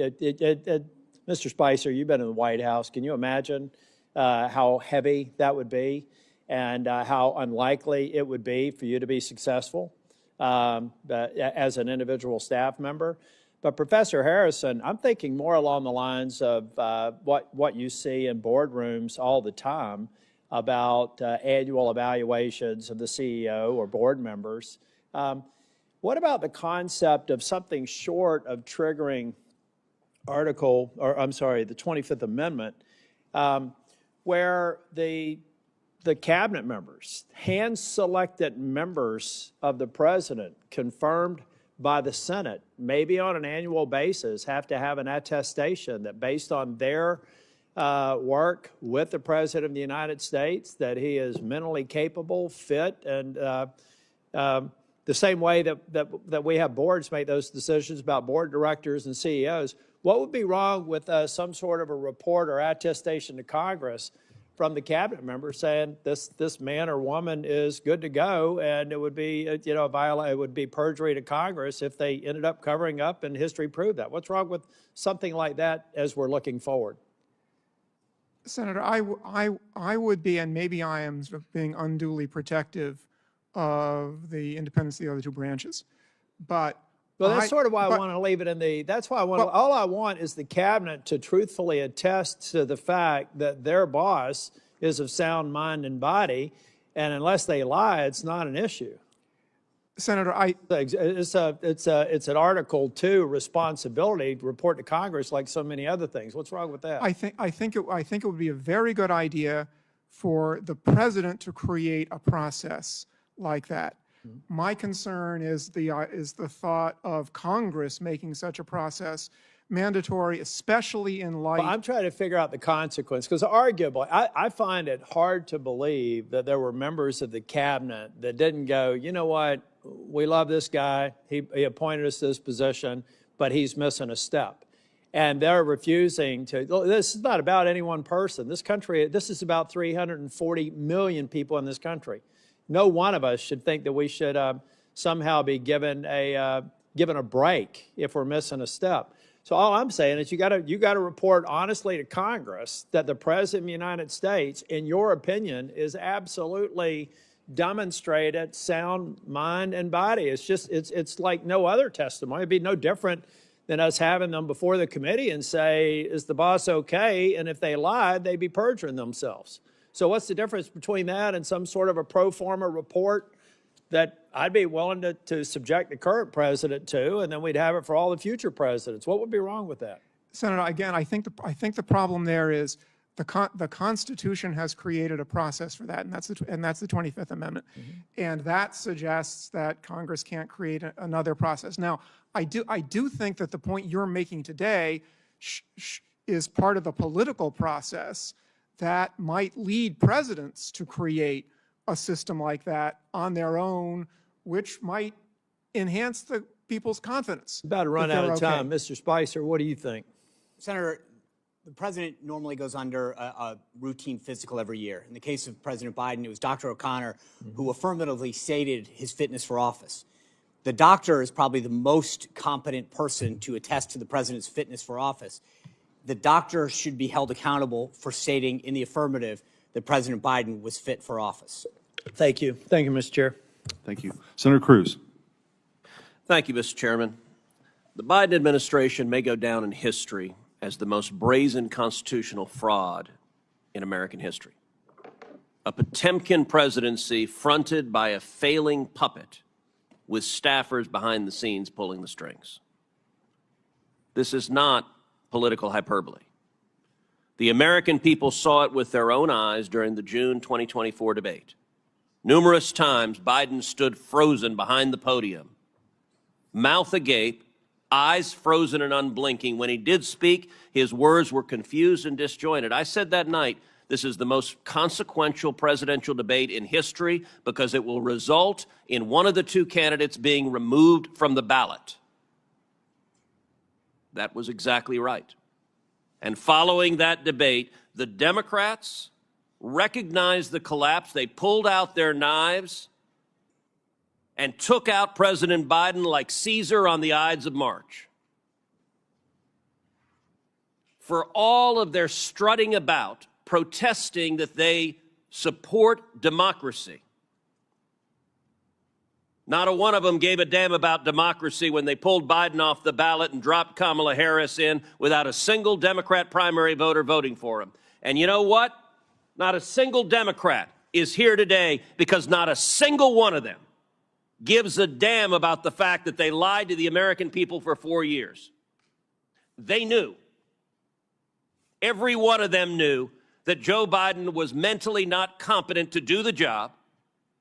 The White House press secretary, she knew when she stood in front of the American people and lied over and over and over again. And they're not here because they can't defend themselves. It wasn't a surprise. For 4 years, the White House hid President Biden from Republican senators, would not let him meet with us. He served 40 years in this body. We all know him. And they deliberately lied. And by the way, Jake Tapper had a bombshell book exposing the incredible scandal that Biden's mental decline was covered up by Jake Tapper. There's a Yiddish word, chutzpah. And that truly is chutzpah. How dare we lie and cover up what we all knew? Now, I have been asked literally 1,000 times by Texans, who was running the country? And I'm going to give you the most terrifying answer. I don't know. I genuinely don't know. And not a single Democrat here cares. The most telling proof of Biden's decline came with the signature of the president, the symbol of executive authority that was outsourced to a machine. Mr. Wold, you're a lawyer who served in the White House counsel's office. You understand the gravity of presidential action. Does the president's signature carry legal and constitutional weight under Article 2? Yes. Is the act of signing an executive order or signing a law or granting a pardon a delegable duty of the president? So in that opinion in 2005 from OLC, they said essentially that an auto pen could be used by a subordinate, but the president's determination as to sign the document can never be delegated. Can that authority be transferred to a staffer or a machine without the president's explicit authorization? Never. And if you look at the statistics are stunning. In 2021, President Biden issued 78 executive orders. None were signed with an auto pen. That first year of the presidency, Biden, I suppose, was relatively lucid, and 78 executive orders he signed by hand. The second year, however, we see the auto pen emerge. The first auto pen executive order was issued on July 15th, 2022. After that day, 100% of the executive orders issued in 2022 were signed by an auto pen. In 2023, Biden issued 24 executive orders. 16 were auto penned. In 2024, Biden issued 19. 14 were auto penned. In 2025, Biden issued 14 executive orders. Every single one was auto penned. Mr. Wald, let me ask you as a legal matter, if there's a law that's passed both houses of Congress and it goes to the White House, and a staffer auto pens signing that law without the president's authorization, is that law legally passed and signed into law? No. If an executive order is issued and a staffer auto pens it without the president's authorization, is that executive order legally binding? No. And if a pardon is issued from the President of the United States and a staffer auto pens it without the president's authorization, is that pardon legally binding? No. Under the Biden White House, the ceremonial song, Hail to the Chief, was effectively replaced with Hail to the Pen. And it was an outright assault on democracy. And every reporter covering this ought to ask, why doesn't a Democrat care? We heard about the moral responsibilities of a staffer. How about an elected senator who knows damn well that if we get into a war and Iran is preparing to fire a nuclear weapon at the United States, that the commander-in-chief is busy playing with his Jell-O and is not competent to defend ourselves? And every member of the cabinet, the chief of staff, the press secretary, and the members of Congress who lied about this on a daily basis with the press's complicity, they are all responsible for subverting democracy. Senator Cornyn. Professor Harrison, we've talked about the mechanics of the 25th Amendment, whereby an incapacitated president would be removed. But it strikes me that ultimately it happened, albeit not before the end of President Biden's full term. What we saw happen after the disastrous debate in the summer of 2024 is basically an exercise of the powers of the 25th Amendment by the political elites in the Democratic Party to get President Biden not to run again and to substitute Kamala Harris for him as the Democratic nominee for president.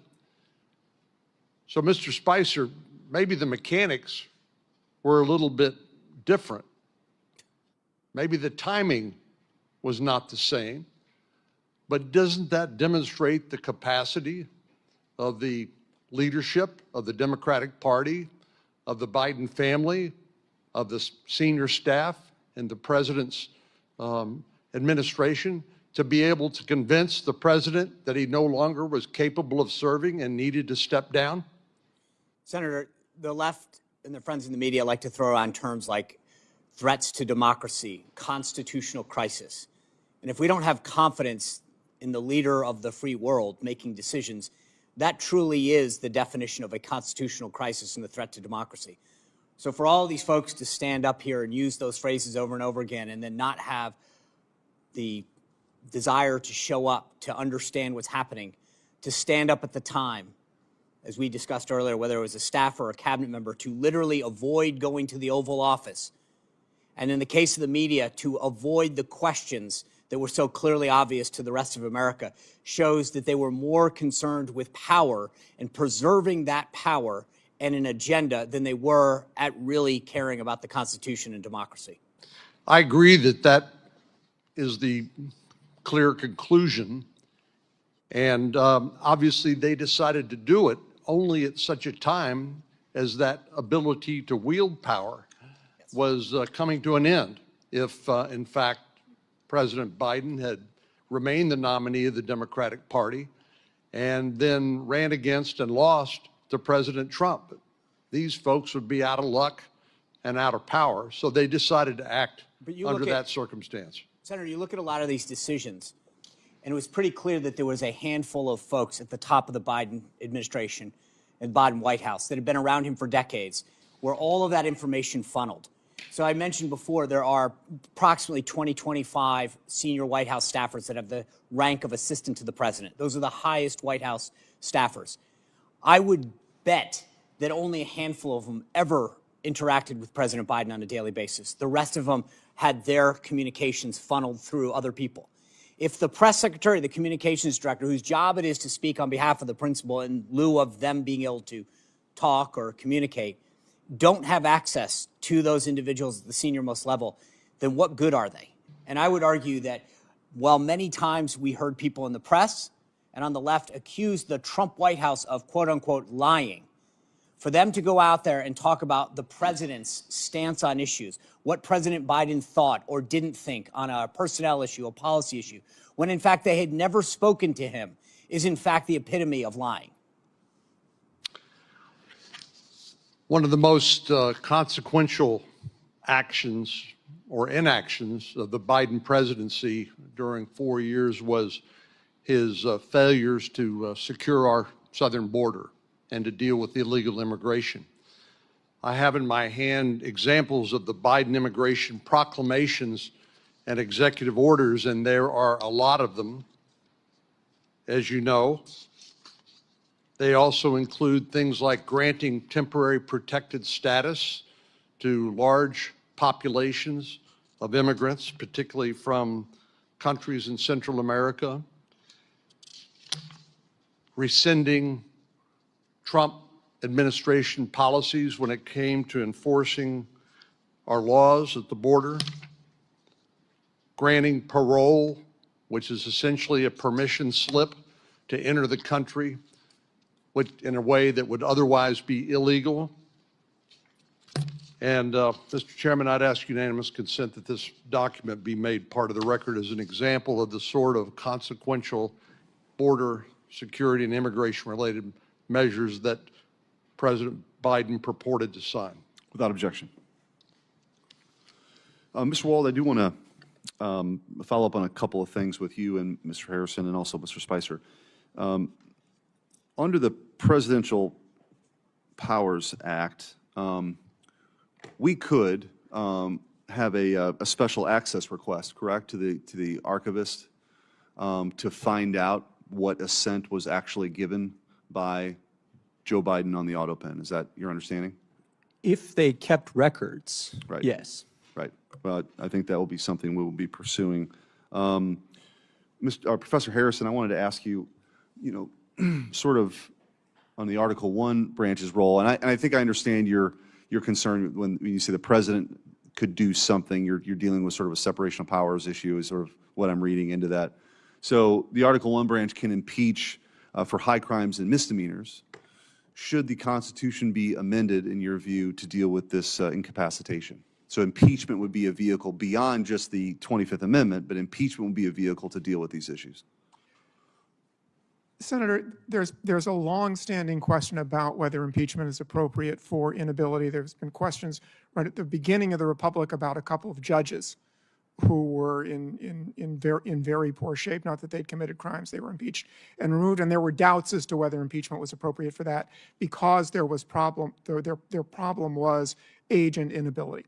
So you're absolutely right that there's a doubt right now whether the impeachment process, and it goes back a long, long way, whether the impeachment process is a way of dealing with inability as opposed to misconduct. It's clearly primarily directed at misconduct, and I think that if members of Congress are thinking about an additional constitutional amendment, and maybe they should be, they should think both about adapting the impeachment process to inability, which, as I say, right now it's not clear it's properly used in those situations, or creating yet some other political process to deal with presidential inability if lawmakers think that the political process that's in Sections 3 and 4 of the 25th Amendment is inadequate. The last thing I'll say, just as a policy matter, and this is not speaking on the legal question, I do think it's important that any decision about presidential inability remain something that's decided by politically accountable people, that it's treated as a political decision. It can't just be a technocratic decision. Mr. Spicer, you've criticized the corporate media and legacy media folks for sort of lying down here or being complicit because of their, whether it's Trump derangement syndrome or whatever the reason was. Who specifically do you think gets a gold star for lying most profusely and just sort of continuing to cover this up over the years? Sir, that would be like a photo finish. There'd be a lot that would probably right there at first place. They're all culpable. I mean, I read some of the headlines to the committee earlier, the Washington Post, CNN, NBC, where they, without evidence, to use their phrase, went after President Trump's physical and mental acuity, and yet failed to ask similar questions of the White House press office publicly. They failed to cover the stories. I don't think that there's a winner. I think they're all losers. Thank you. And then we'll sort of wrap up here with Professor Harrison and Mr. Wold. So moving forward, we mentioned maybe possibly amending the Constitution or further exploring whether incapacitation is an impeachable, if impeachment's a remedy. What other, in your experience, what other things moving forward could be done to make sure that this scenario that we saw play out over the last 4 years never happens again? Senator, I think the most important thing that can be done is something you're doing right now, which is draw public attention to this problem, and so give presidents an incentive to take steps that will reassure the people that they are sound and able to perform their functions. Mr. Wall. I would agree with the professor and just add that there should be some accountability for the staffers and the officers of the United States who acted to conceal and to cover up the president's incapacity from the American people. One other issue that's tied up in sort of this bundle of incapacity, impeachment, is also succession, and that's something so many have written about extensively over the years. We are very blessed that we have never had a double vacancy with the president and the vice president, either because of terror attack or misconduct. That's something that legal scholars have said for many decades, that Congress really has to work on that. And I would add, yes, in fact, that's something you all should take up with some seriousness. May I say spontaneously, yes, please? Okay. Well, I want to thank the witnesses for your testimony here today. Written questions for them may be submitted for the record until June 26th at 5 p.m. And with that, this hearing is adjourned. Thank you.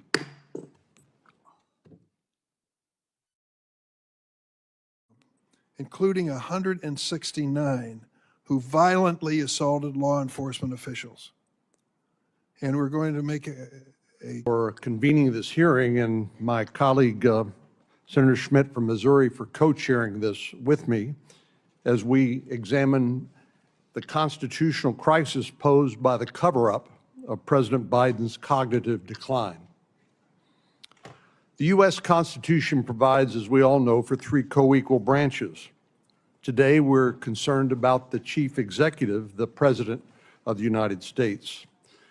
As we know, the chief executive, the head of the executive branch, enforces the laws, appoints high-ranking officials, serves as commander-in-chief of our armed forces, can issue pardons, and can veto and advocate for legislation. But what are we to do when the president is incapable of performing these duties? Last June, the American public saw with their own eyes what many knew to be true, but would not dare to admit publicly. Our sitting commander-in-chief was suffering from severe cognitive decline, as evident by this video, which I will now show.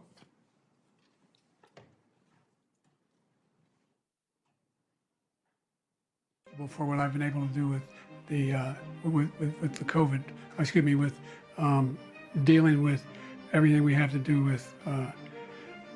Look, if we finally beat Medicare, wants to get rid of the ability of Medicare for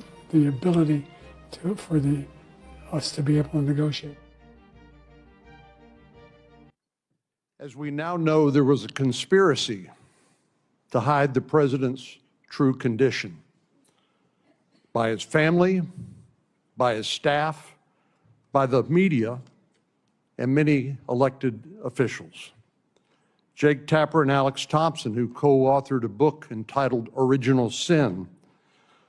That book amounted to a mea culpa by the mainstream media, but they summed up the problem when they wrote this.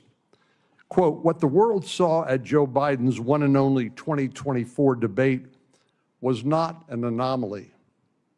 It was not a cold.